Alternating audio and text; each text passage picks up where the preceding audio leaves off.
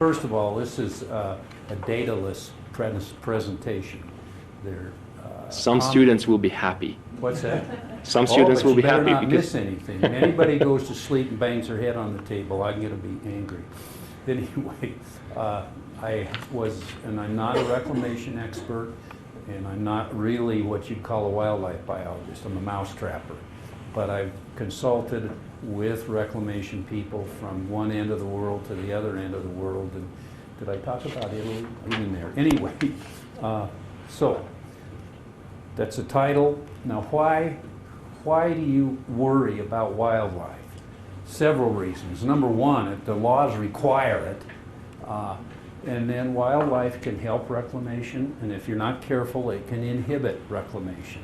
So you need to be careful with it. So I'll talk about all those things. And I'm not going to talk about all wildlife. I think most of you think about wildlife as elk and deer, and I'll talk about those a little bit. But I also like to include waterfowl. What about it? I don't have a picture for pronghorn, so I don't have to say much. So basically, what you need when you're designing a reclamation project where there is wildlife and you want to enhance the wildlife, like we did over here in Beale Mountain, we had to deal with elk and deer all over the place. But you've got to have food, obviously, so you need to know what they're likely to eat, whatever the organisms are. And then you need cover where they can hide, depending on what the species is. The cover for deer and elk is from hunters, mostly. Now maybe a little bit of wolves, but they have to have cover. And then breeding habitat. You've got to provide something, some place where they can rear basically drop their young and then rear them safely from predators. And it depends on the species what you need. It's not the same for all of them. Okay, let's talk about waterfowl first. Those are waterfowls, a lot of them. Okay, now I bring this up. You know the settling ponds down here? Have you talked about those? Well, when they first made those, they were absolutely square. You could tell an engineer did it. It was perfect. Everything was laid out perfectly. It's not what waterfowl needs. What they need is a maximum shoreline and also emergent vegetation. And I noticed after I gave a similar talk to this to the environmental engineering students one time, and within a year or two, I noticed they changed the shape of the ponds. I'm not sure I'm responsible, but they look a lot better, and maybe they've got metals in them or in places, but they also have a long shoreline, okay? And it's easy to make square ponds. You had an engineer talk about how you build things. It's like reclamation on a slope. You can plan all you want, but you've got to have it so a machine can go along the slope without rolling down the hill. So that limits a lot of what you can do. So, but the ponds, they like to make square. And they like to make them like this. So the food is various aquatic plants and invertebrates. They'll eat whatever depends on the type of waterfowl, type of duck. The cover is provided by the water. What happens, they land out in the middle of the pond, they're pretty safe. In the big ponds down here by the freeway frequently have ducks in them and geese. Of course, the geese are everywhere now. And the breeding habitat normally is in the vegetation surrounding wherever the water is. The duckies lay their eggs in thick grass, for example, and when they hatch, they're ready to go. And they'll follow mama down to the water and paddle around behind her, or across the street and paddle around behind her, whatever. But that's what the breeding habitat is. Much of the west, shrubs, bitterbrush, mahogany, various kinds of plants. Now, what brought them back was when the pioneers came across the plain. You can only walk a horse, 8 hours maybe at the most, and oxen a little longer. Well, what do you do the rest of the day? Well, the guys, I'm not going to say all of what they did, but one of them was hunt. And they exterminated wildlife clear across the plains, and when they settled, they used them for food. But it came to their mind that, you know what, hunting was interesting. So around 1900, they started passing laws to protect wildlife. You know what the first wildlife law was in Montana? You can't use dynamite to fish. I mean, that was a step forward, okay. Anyway, so the mule deer might be considered a mid-successional stage animal. Nowadays their numbers are down because plant succession has moved on partly, and they also have to compete with elk and have to compete with white-tailed deer. So let's see what I said here. Now, they mostly eat in the summertime forbs. Forbs, you'll notice, are important with almost all the wildlife. And they're also some of the hardest things to grow in a reclamation operation. But in the winter, which is critical to wildlife, bitterbrush is a prime food, and it is disappearing around here slowly. And mountain mahogany, which is being murdered by elk, and then sage. Sage is also important to antelope and elk and a lot of things. Okay. Now the cover usually includes forest, but it can also include steep slopes. I don't think mountain lions do real good with deer because of the steep slopes. They do better with whitetails. Okay, and then the reproduction usually, I'm not sure what fawning areas are, if they're distinct, but they're dispersed all over the place and have their fawns in secure habitats. Some of the deer that winter over here by Fairmont spend the summer near Wisdom, and that's where they have their fawns. And then in the winter they come back to where the bitterbrush is and some of the other shrubs and forbs. Nowadays, there's a problem.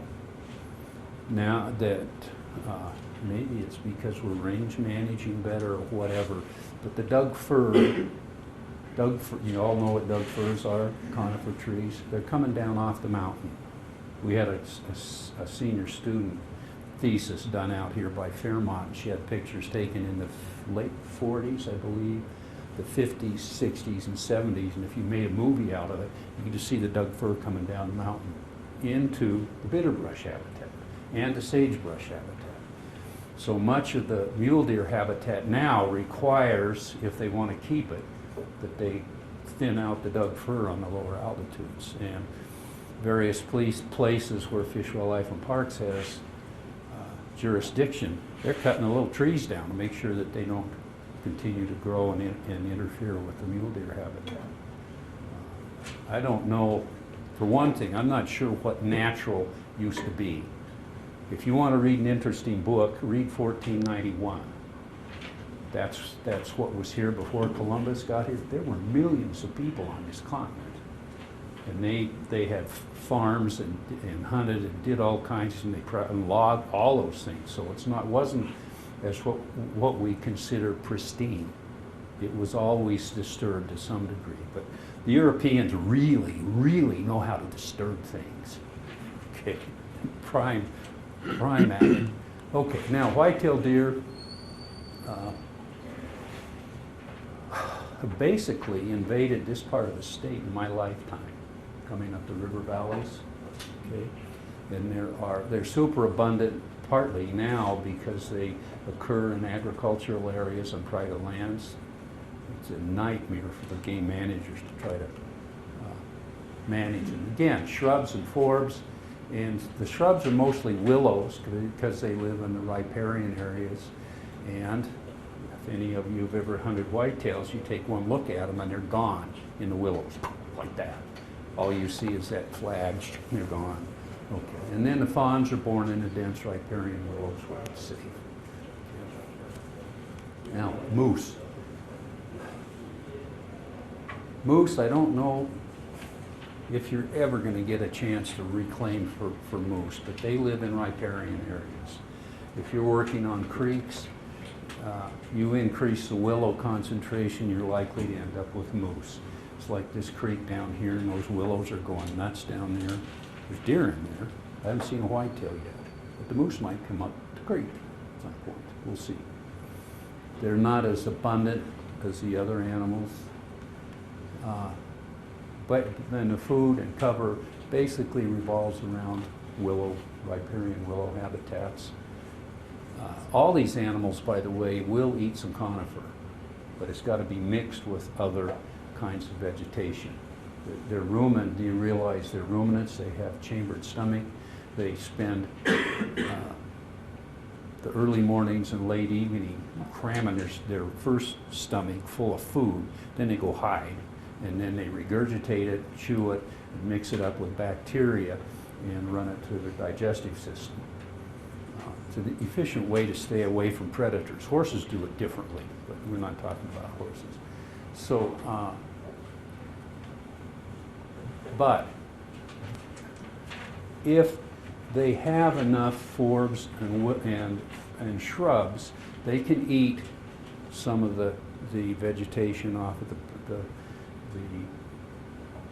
conifers. And I've seen them do it, but they can't live on it. It's the terpenes kill the bacteria, and then they can't digest. It's not like you got to eliminate all the conifers to make food for these animals. Now, I'm going to talk about these guys. These are real animals, by the way. These big things. These are real animals. Which one of these is the button for the Pointer, pointer? the center, the center bottom, in the green. Yep. That one? Mhm. Okay. Now, this is the pocket gopher. Look at those claws. These are the guys that when you're out, usually in a meadow, you'll see a mound of dirt. And then in the spring, in certain places, you'll see these inverse tunnels, these just piles of dirt where they come up on the surface in the winter, and you have to put the dirt someplace, so they put the overburden in those tunnels, and when the snow melts, you can see those. And I'll talk about what they do.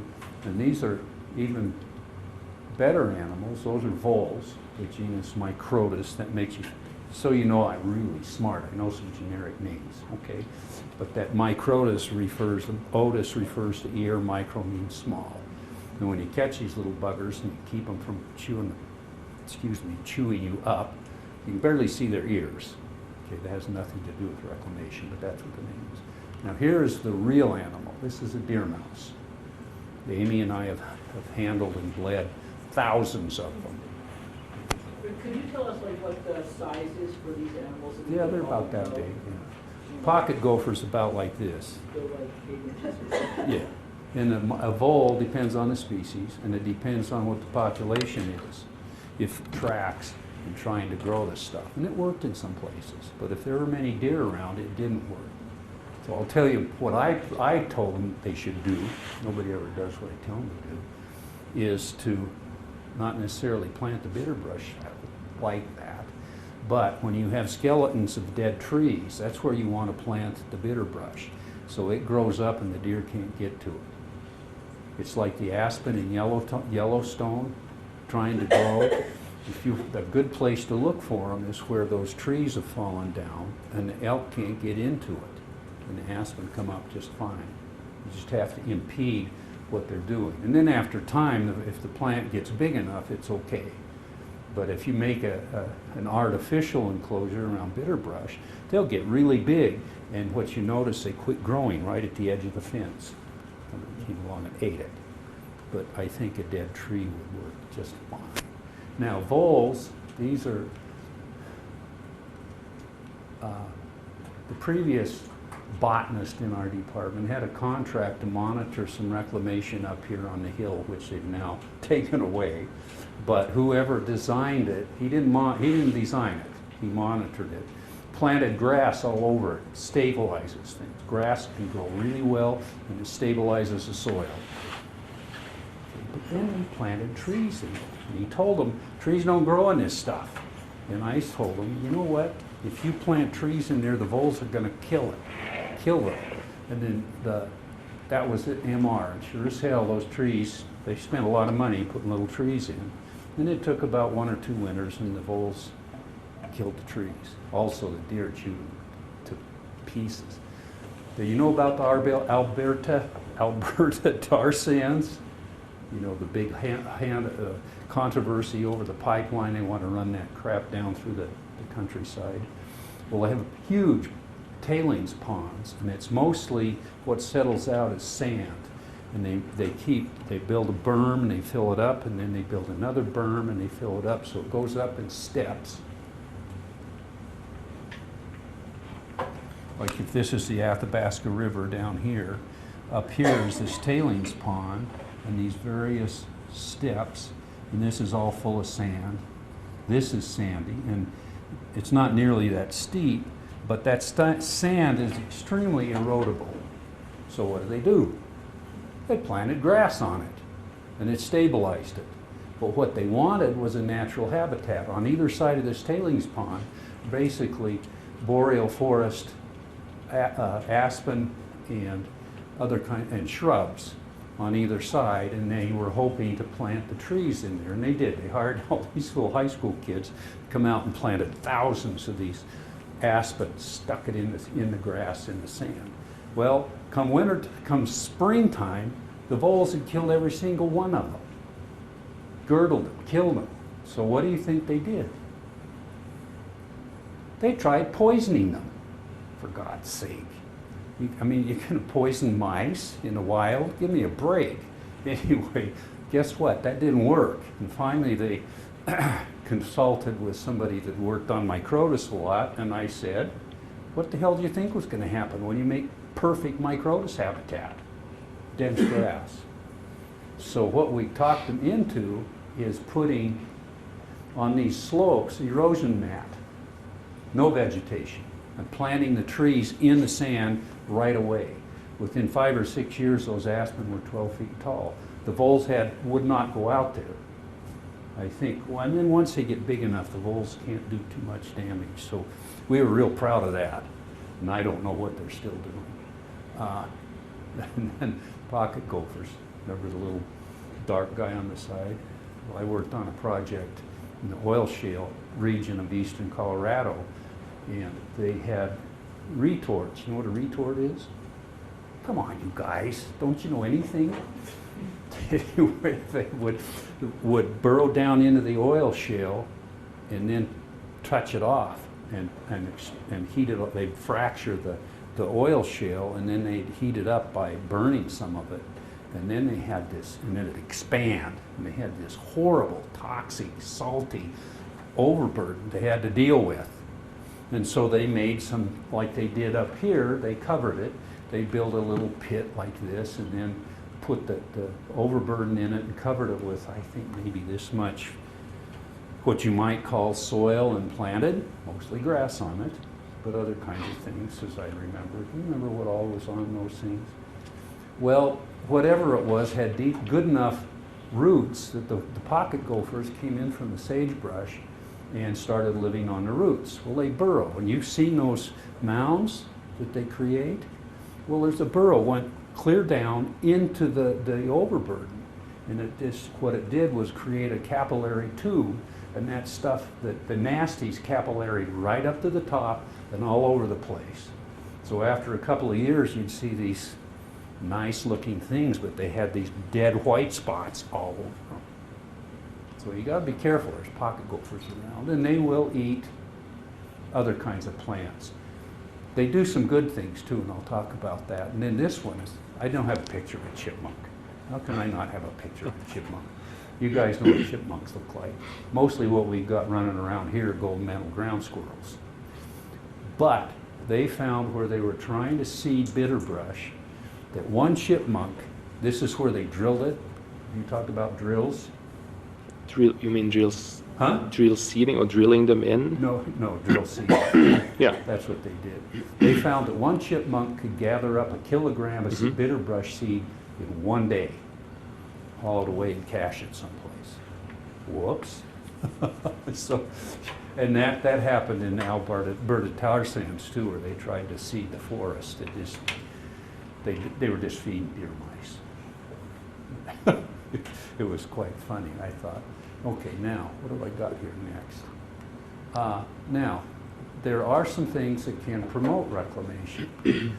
This one comes from, I did never see this site, but there was a coal mine in British Columbia, and they were trying to get reclamation to grow, and it would grow for a year or two and then die. Everything they tried, it died. As soon as the fertilizer was gone, it died. So somebody finally, I don't know where they got all the earthworms, but they put earthworms in the new vegetation. And it turns out that the earthworms recycled the nutrients very well, and the reclamation did fine with the earthworms. There's probably other invertebrates in there as well. I think you had somebody talking about that. Did you have somebody talk about beavers already? Yep, 2 weeks ago. Okay. Beavers can, and I think maybe it's popular. People are trying to use beavers for reclamation. There's some problems with doing that. First of all, if you got a big willow patch and water, the beavers will show up and finish your reclamation. I don't know how you get in there if there's a bunch of willows. Did they talk about that? Because they're putting these things in drainages where there's just a creek running and hardly any vegetation, and then they make artificial beaver dams and put willows in. And I don't know how well it works. It's been a long time since I talked to any of these guys. Oops, let's go back. Now, I'll talk about, well, first of all, during the International Biological Program, any of you remember that one? God, this is getting old screwed. What they found is in prairie habitats, deer mice do most of the nutrient recycling. More than cows, anything you can think of, deer mice do it. So they can, if they don't haul the seeds away, can be very useful in it, making sure you've got a sustainable reclamation site. Now, voles can do similar thing, but I worked in the Northwest Territories for a long time on a pipeline that, thank God, they never built. But they had a simulated pipeline at San Sue Rapids, where they put the pipe in the ground and then they tried various kinds of vegetation in sections. As I remember, they were like 12 feet long and 10 feet wide. And they tried various kinds of plants, and what they found grew best was, guess what? Native plants. Duh. Anyway, they grew really well, and then it snowed. The next spring, when I was down there with these guys who were absolutely dismayed, where the fall before, this vegetation was about this high, a lot of grass and I think maybe some forbs, not very many. There was nothing there but bare ground. This is where this native stuff was. And you could see the vole runs, little trails and feces all over the place. Well, by the end of the summer, that stuff was growing like crazy. The other vegetation wasn't doing as well. So the voles recycled the nutrients. It worked really well. I don't know, they never did build a pipeline, but they would have had voles all over the place. All you got to do is get thick grass and you're going to have voles sooner or later. God, they get beautiful. Should have brought a picture of a yellow-cheeked vole. These suckers weigh like 120 grams. They've got these nice little yellow cheeks, just beautiful. You don't want to stick your hand in there with one. One time Chris stuck her hand in and ran up her shirt. This thing was running around in her. Didn't bite her, fortunately. I thought she was, a bear got her. Okay, now, this is basically what I'm going to end up with. It turns out, we've done some work earlier with deer mice and bitterbrush. Bitterbrush produces a lot of seeds, or it can, and the deer mice harvest almost every seed that's ever produced. And then they cache it for later. Do you know what caching means?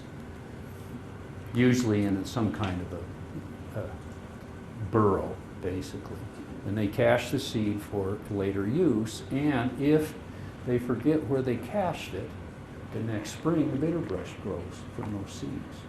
And the deer mice that have to scarify the seeds, you talked about scarification? In the first semester with Crystal, we actually did that. Anyway, these seeds have a little wings on them, And they won't germinate if those wings are there. Before the deer mouse caches it, in fact, before he stuffs it in his mouth, he chews those wings off, and they keep doing that until they got a mouthful, and then he goes and caches them. Okay.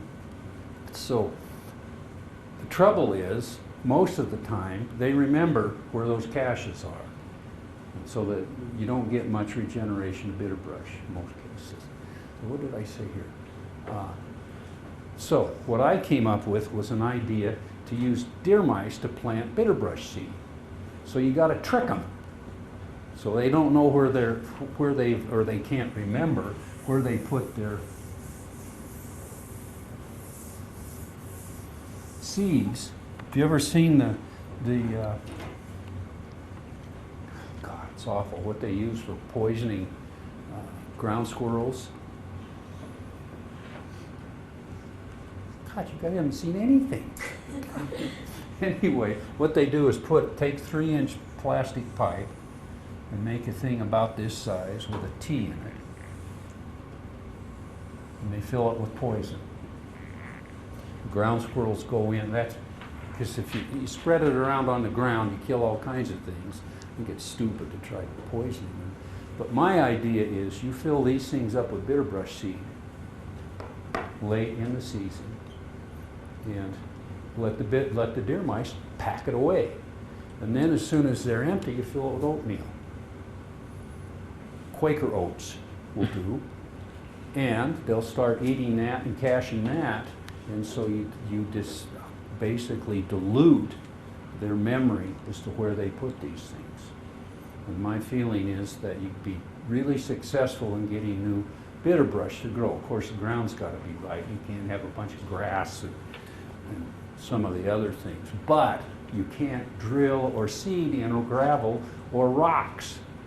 And the deer mice cache these things in rocky places. And you'll notice bitterbrush growing out of those things. So I think it'll work. Just never tried it. I would have data if I tried it, but I haven't tried it. Can't get anybody to go along with it. Let's see.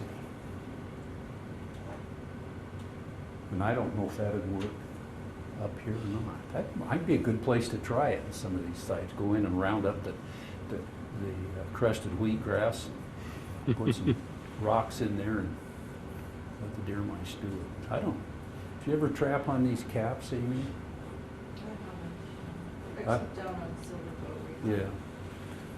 That's different. I've not seen any runs up there in that stuff. It's not really good habitat. Down here, our dog collects a vole every once in a while, and a pocket gopher every once in a while. But Robert, can they have problems on the Alice slopes with Yes, some kind of gopher? Yes. Yeah, we had up there. got pocket gophers. Good. Yeah. Oh, the good thing that it may not be good where you got a lot of weeds around is pocket gophers churn the soil up. They mix it up. And They a lot did. of the diversity in the habitat comes from these mounds collecting seeds, and various kinds of things grow in it. They spread cheatgrass. That was the problem. I said if there aren't weeds around. I know. They also probably spread knapweed that nobody likes but deer and elk and bighorn sheep and horses. But, so, in summary, the general rule for any kind of wildlife is to provide a diversity of vegetation. And the hardest part, of course, is this, and maybe shrubs. Forbs are difficult. You can't just, most of the native shrubs, forbs, you can get some. Do you know what the Conservation Reserve Program is? Jesus, you guys. The federal government pays wheat farmers in northern Montana not to grow a crop, but they have to do a cover crop of some kind of grasses normally. Well, what they found is probably I don't know what kind of grass they use. But it's not real good for wildlife. But if they plant some alfalfa in it and some other forbs, it turns out those things are good for little insects to grow in. It increases the abundance and the diversity of insects, and guess what little grouse like? Little baby grouse. They're born, hit the ground running, basically. And they don't nurse, and the mother doesn't feed them. She just walks around, and they mostly eat little insects. So, in many places, they put some alfalfa and other kinds of forbs in there, and it promoted reproduction in the grouse. Probably sharp-tailed grouse mostly, I don't know about sage grouse. And then the cover depends on the species and depends on the area around the reclamation site. When you guys think of reclamation, you think of the Butte Hill with little patches. But some of these big coal mines and stuff are huge, and they've got thousands of acres of undeveloped land around them. And if they don't have cover, they can do whatever they want, and it's not going to be real good for wildlife. So up here in Beale Mountain, there's enough cover. And so the thing to do was to plant food. And I'm not sure what they actually did, but if you're going to plant trees, it's not going to provide cover for a long time. Maybe if you got water, willows will. Okay. And then again, the reproductive habitat depends on the species that you're looking at. I think antelope have their fawns out in the open prairie in a dispersed fashion. But you ever try to catch a 3-day-old antelope? Ha! Forget it. If mama can keep them safe for 3 days, nothing's going to catch them. So that's their cover. But the larger animals may require some off-site special management, especially if they're going to disrupt your reclamation. Then you got to do something. So anybody have any more questions? Yes, sir.